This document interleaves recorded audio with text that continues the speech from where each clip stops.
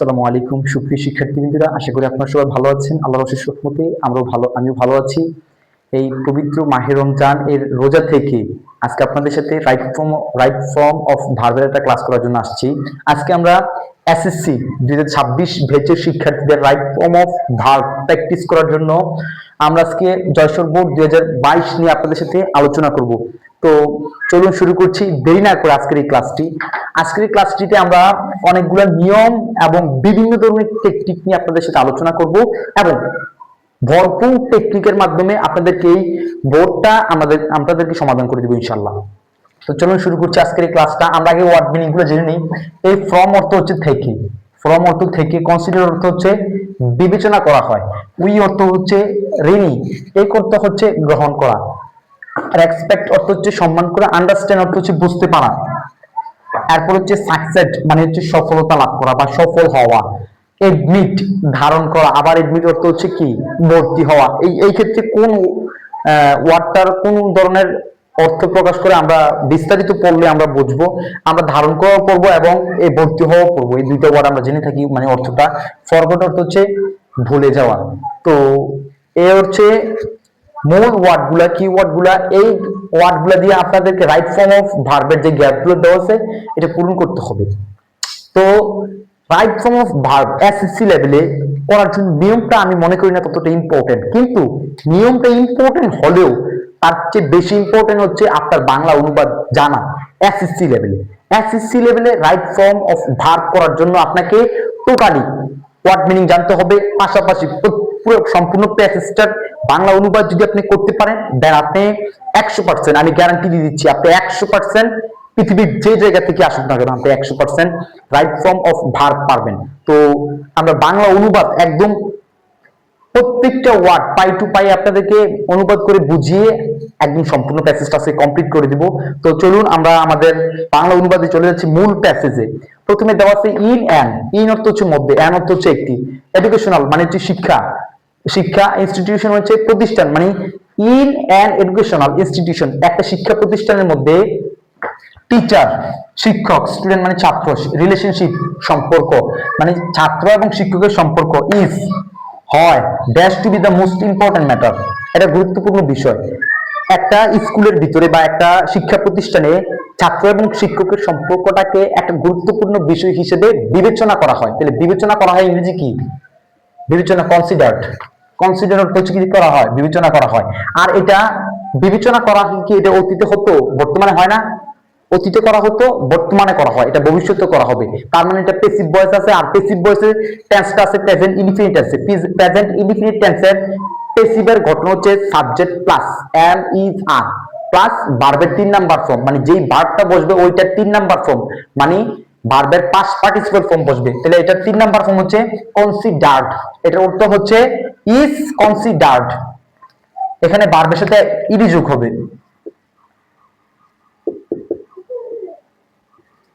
Two be the most important method, মানে আবারও বুঝিয়ে দিচ্ছি, একটা শিক্ষা প্রতিষ্ঠানের ভিতরে ছাত্র এবং শিক্ষকের সম্পর্কটাকে একটা গুরুত্বপূর্ণ বিষয় হিসেবে ধরা হয়। এরপরের লাইনটা হচ্ছে ইট ইজ, এই যে এখান থেকে ইট ইজ সাচ, ইহা খোঁজা হয়, আ রিলেশনশিপ একটা সম্পর্ক হিসেবে, দ্যাট ইজ মানে যেটি, on the basis of mutual মানে এখানে কোন গ্যাপটা বসবে, on the basis of, basis হচ্ছে মানে বেসিস অর্থ হচ্ছে মানে মূল থেকে, অফ মিউচুয়াল মানে পারস্পরিক, এখানে হবে ফ্রম মানে থেকে, কোথা থেকে, একদম মূল থেকে, পারস্পরিক মূল থেকে।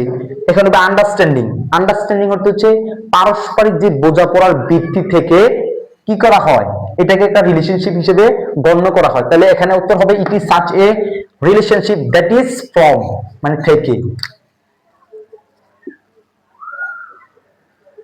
From on the basis of mutual understanding। এখানে আন্ডারস্ট্যান্ডিং কেন হলো, এখানে একটা প্রিপোজিশন আছে, মনে রাখেন একটা নিয়ম হচ্ছে, আমি বলেছিলাম যে ভরপুর টেকনিকে আপনাকে এই ভোটটা আমি প্র্যাকটিস করে দিব। প্রিপোজিশনের পরে সবসময় ভার্বের জিরান ফর্ম, জিরান মানে হচ্ছে আইএনজি ফর্ম, যে ভার্বটা বসবে ওইটার সাথে আইএনজি ফর্ম বসবে। এখানে আন্ডারস্ট্যান্ডিং বসার কথা, এই যে আন্ডারস্ট্যান্ডিং, এখানে আন্ডারস্ট্যান্ডিং দেওয়া আছে, তাহলে বসবে আন্ডারস্ট্যান্ডিং, UNDER, পারস্পরিক বোঝাপড়ার ভিত্তিতে একটা ছাত্র এবং শিক্ষকের সম্পর্কটা গঠিত হয়।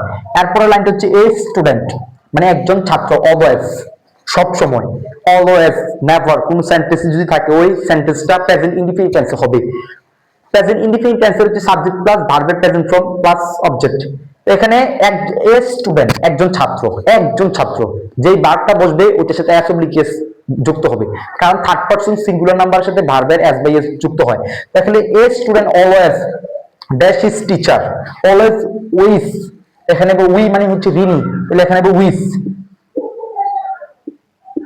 একজন ছাত্র সবসময় তার শিক্ষকের কাছে কি থাকে, ঋণী থাকে, বিকজ, কারণ হচ্ছে he can not but dash took dash help from them in case of dash knowledge, মানে হি ক্যান নট বাট টোক, টেক মানে গ্রহণ করে, হেল্প মানে গ্রহণ করে, কি গ্রহণ করে, একটা সাহায্য গ্রহণ করে, হেল্প ফ্রম দেম মানে দেম বলতে কাদেরকে বোঝানো হয়েছে, ছাত্রদেরকে বোঝানো হয়েছে। ইন কেস অফ, এই যে এখানে আর একটা প্রিপোজিশন, যেই ভার্বটা বসবে আইএনজি ফর্ম বসবে, in case of acquiring knowledge, মানে একজন ছাত্র সব সময় তার শিক্ষকের কাছে ঋণী থাকে এবং সে গ্রহণ করে তার সাহায্য, মানে তার শিক্ষকের কাছ থেকে কোন বিষয়ে, জ্ঞান অর্জন করার ক্ষেত্রে।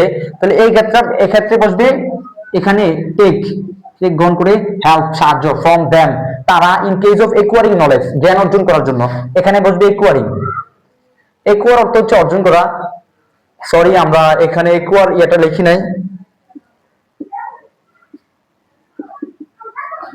একুয়ার একুয়ার অর্থ হচ্ছে অর্জন করা, এখানে এই গ্যাপটা আমরা, এটা একটা মিস্টেক হয়েছে, আমরা এটা লিখি নাই একুয়ার।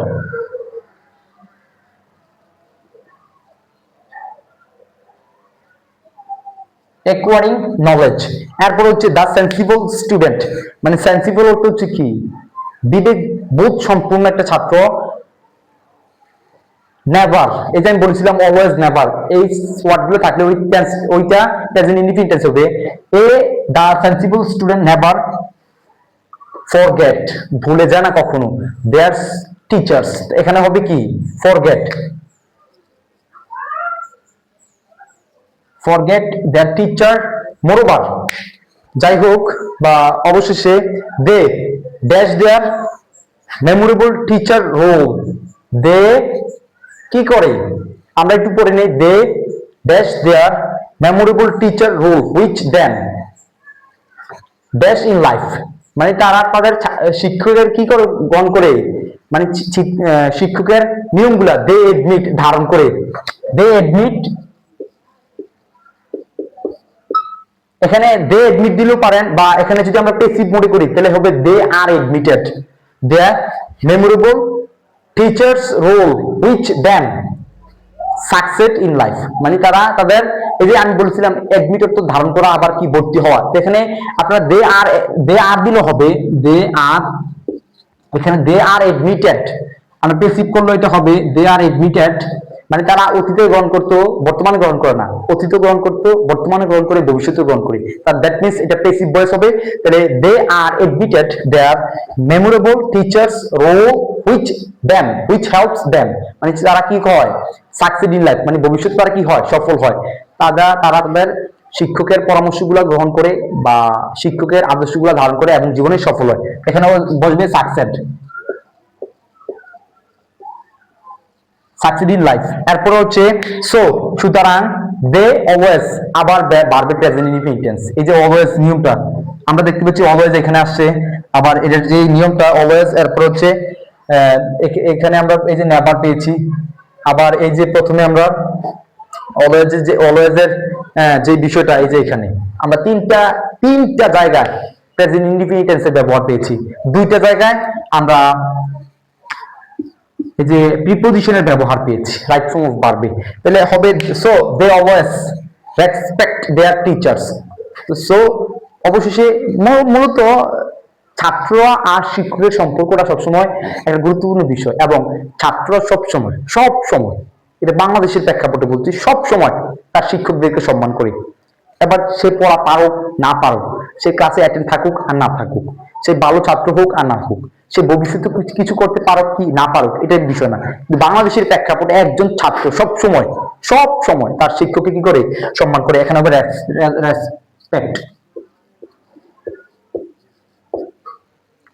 এরকম প্রত্যেকটা প্রত্যেকটা বাংলা অর্থ আমরা বুঝিয়ে দেব, এবং প্রত্যেকটার কোন কোন নিয়ম অনুযায়ী বসে ওইটা আপনাদেরকে দেখিয়ে দিব। জাস্ট আপনারা যারা এখনো পড়তে বসেন নাই, একটু পড়তে বসেন।